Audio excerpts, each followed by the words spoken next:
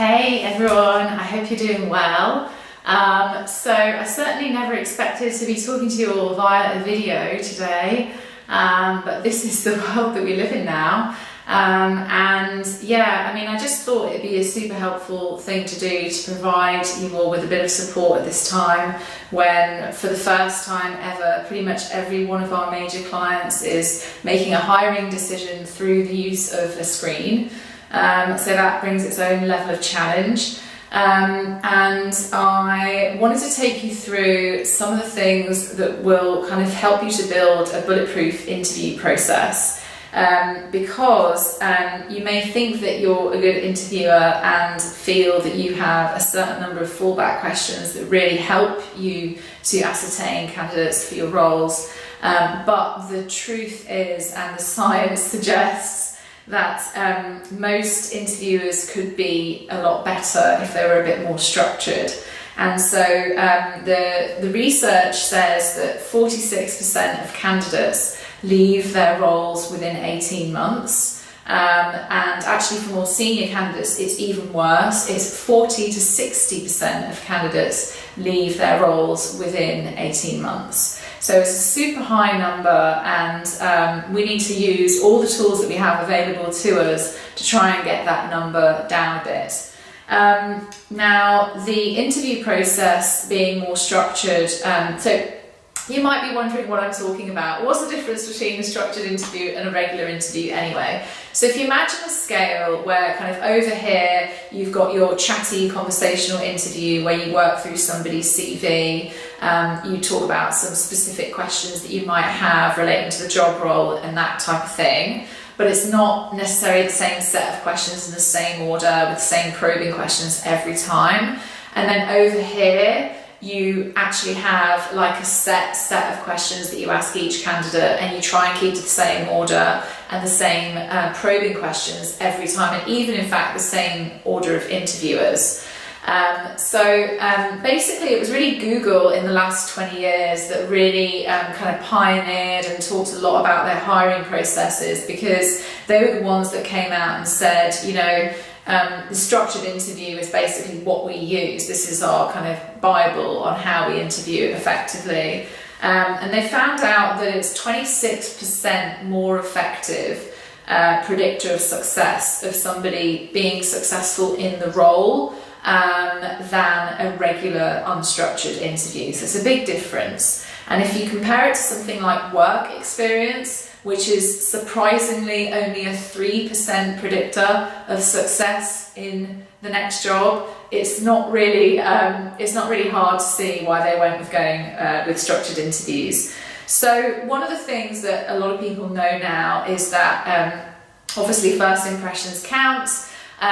They used to say it was the first 5 minutes that counts, and now I think in the year 2000 they did more research on this and found out that it's the first 10 seconds. So what happens in an interview is that you draw an assessment of a candidate within the first 10 seconds of seeing them, and everything that they say thereafter is only reinforcing your it's called a confirmation bias. So you reinforce your original opinion of that person. So even if they come and give you some really great answers and really great examples after that 10 seconds, you still just can't quite go with them. So this is obviously a key issue, because you could be missing out on the right people and hiring the wrong ones for your role. So the first thing to do is to really just define your hire. That might sound like it's really simple, but it's it requires a bit of forethought, and it's really only an hour from 2 or 3 different people who are involved with that hire and that role. But it is key that you spend an hour doing it at the beginning. Why? Because it sets everything up. It's a bit like building a house on shoddy foundations. You just wouldn't do it. So just don't run a process without having had that kind of hour's chat with you and the other team managers who are dealing with this hire. So the key things that you want to talk about, obviously, I hope that you've already had this conversation around the same time that you wrote the job description, because the job description needs to mesh really well with your interview structure, but that's another video. But when it really comes to the interview, you've already agreed the key job role and responsibilities, and that's what's in the job description, the key competencies. But a lot of managers struggle to understand what's a competency, what's a behaviour, and what's the difference, and how do I make sure I get the right competencies and the right behaviours and the right skills. Let me tell you something, none of that matters. So my other message is keep it simple. The way that you keep it simple is by discussing with your fellow managers or directors the key critical incidents that will come up in that person's job role. So if you imagine that there's 3 or 4 or 5 critical incidents that will come up in a person's job role, and what you do is you discuss as a team what good looks like in a response to each one of those critical incidents. So it might be a particularly challenging internal reporting line that they have to face off to, or it might be a fact that this year there's going to be some kind of project where they're going to bring together some consolidation or group reporting if it's an accounting role, and nobody's ever set this up before, so there'll be like a really challenging few months setting up that structure. So you need to discuss what are the critical incidents in this role that this person will face, and what does good look like in those incidents that they will have to handle. So from those kind of critical incidents, you work back and you understand the competencies. So if I give you an example, so that first of all, let me give you a role, that's helpful. So a role that we get very frequently in Luxembourg is the role of senior accountant or fund controller for, say, a real estate fund. Now, if you imagine that, as I said, you have a senior accountant or fund controller, and this year you have a project where you need to bring into Luxembourg and you want to consolidate all of the entities in all of the other jurisdictions. So maybe they run on different systems or they use different accounting platforms or whatever, and there's been some new acquisitions, so that person doesn't really know the other team members in some of the other offices either.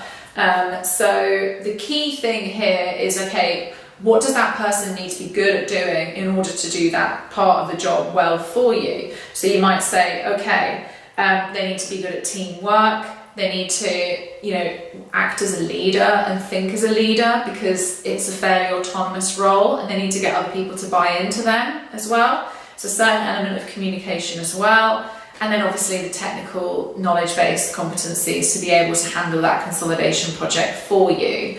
So with that example, you would, I think what I would do in that example is I would ask the candidate to come up with their best example of a time when they have done a formal consolidation project or a group reporting project where they had to bring everything together for the first time. Because what you want to do is you want to make sure that someone has the experience of having managed a similar project like that elsewhere in their career. I don't see any of our clients being able to hire kind of a mid-level novice type candidate into a role where they've never ran a consolidation project and they wouldn't have that experience. So you probably want to ask in that instance the candidate to provide you with their best or most similar example to running a similar project where they've consolidated accounts or set a platform up for the first time in accounting and reporting. From that question in a structured interview, you ask the same set of probing questions in exactly the same order to all the candidates. So from that first setup question, which could be, what similar projects have you led in accounting and consolidation before? Then they come to you with your answer. And when they give you their answer, you take your notes, you don't take notes on your opinion of their answer because you'll miss the part that they're telling you. You want to spend all your time focusing on the candidate. So the notes that you take down are actually notes on things that they have said that are interesting, that help you to form your understanding of them as a candidate. So you take your notes down on what they tell you about this consolidation project that they've managed before, and then thereafter you ask them your set of 4 or 5 probing questions on that particular project. So we said earlier that teamwork would be an important competency to have in order to be able to do that role well for you. So you could ask a probing question like, how did you ensure that the other officers collaborated effectively with you? So that would be your number one question. You let them answer, and then you ask your second probing question. How did you manage the change element with the colleagues in those offices? So that's kind of a question that's a leading question on from that, but a bit more about the leadership element that you're looking for in the role.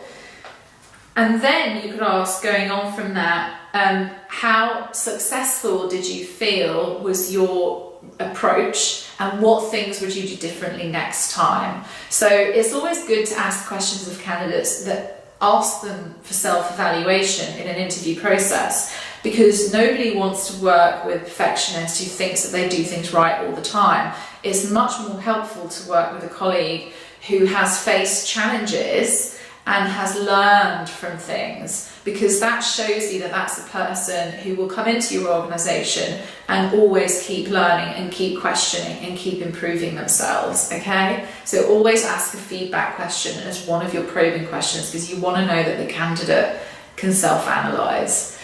Then you could ask, what other technical skills did you gain from doing that project? Because you want to know on the technical side if there's anything in addition to the technical knowledge piece that you need. So that's an example of when you could ask a candidate to provide you with an example of their career. So that's called a behavioural question. Don't get too bogged down in that, it doesn't matter. The other type of question is more like a novel question, and that's when you give the candidate the scenario, and when you're doing this, the best thing to do is to use the most recent scenario or biggest issue that person in that role faced, who was the last person that was in that role. So for example, if you've got this fund controller and he or she has been facing off to a very challenging fund manager based in another office, and one of the key issues was that because it was the flagship fund, there was a lot of intense pressure on deadlines, and this person wasn't able to manage expectations, handle the communication style, and manage that assertive influencing skill that you need. So that's where that relationship broke down. So you use this as a really good live example to evaluate your future candidates, not by asking them of a time when they have delivered in that kind of environment, but by putting them in that environment on the spot in the interview. And I think it's good to present novel environments because you get a much more gut reaction from a candidate. So that's the reason why I would do probably 50% of my competency questioning based on life examples of a time when they've delivered X or Y before, versus here's a situation, here's the challenge, how would you react, what are your priorities, what would you do? Because you get much more real life reactions, and that's important for a lot of managers to be able to know how does that person really react in that environment.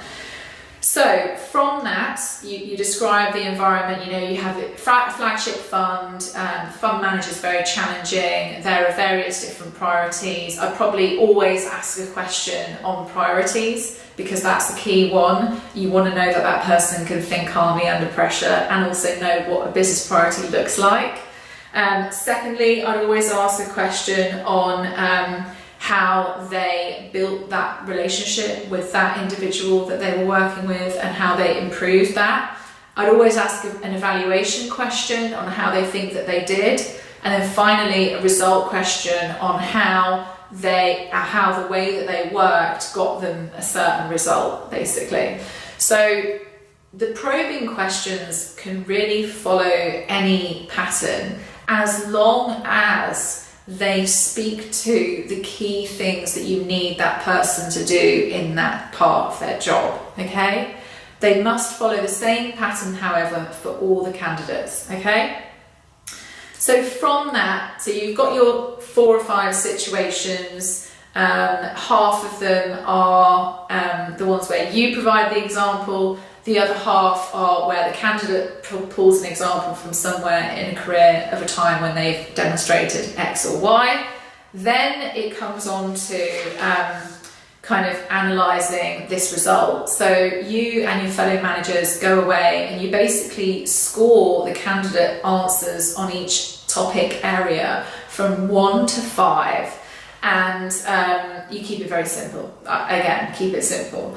And effectively then you add up the answers, and you then see very clearly who are the highest scoring candidates.